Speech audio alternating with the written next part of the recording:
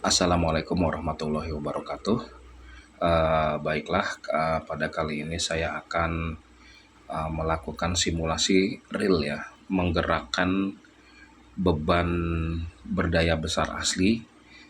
Dalam hal ini saya menggunakan dinamo kipas angin ya, untuk pengontrolan level air pada tambak udang, yang mana saya masih menggunakan sensor yang simple, yaitu adalah sensor infrared atau sensor obstacle ya. Pada video sebelumnya saya sudah mensimulasikan menggunakan lampu LED ya. Kali ini saya menggunakan modul relay untuk menggerakkan beban, dan pada sistem yang saya buat ini adalah ketika si sensor obstacle itu mendeteksi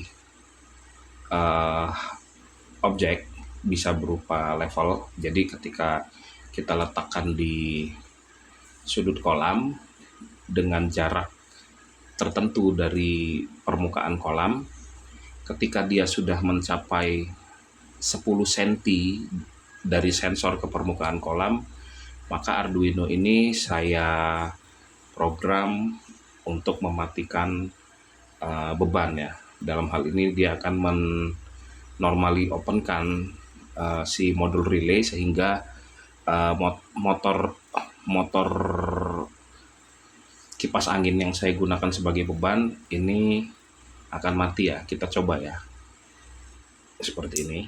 Nah, ketika dia mendapatkan obstacle seperti ini, maka si sensor akan membaca dan merubah logika di pin. Saya menggunakan pin D13 di sini menjadi high ya, dan dia akan menghidupkan modul relay, tapi modul relaynya saya connect ke normally close sehingga dia menjadi normally open seperti ini. Dan ketika level air terdeteksi di atas 10 cm ya, karena sensor infrared ini dia maksimum di 13 cm ya, sudah saya putar trimnya. Jadi bisa kita setting bisa hanya 5 cm, dan untuk amannya maka saya letakkan di 13 cm ya. Jadi seperti ini, kurang lebih jaraknya segini. Nah ya, motornya akan mati, dan ketika jarak di atas 13 cm maka motornya akan hidup kembali. Jadi seperti ini.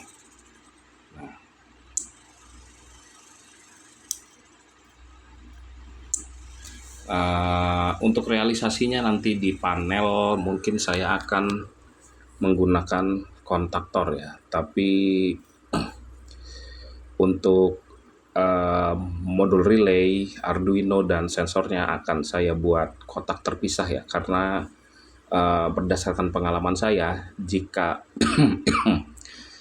kita membuat modulnya satu panel dengan kontaktor, ketika kontaktornya dia on atau off akan menimbulkan vibrasi sehingga bisa membuat Arduino-nya menjadi reset ya.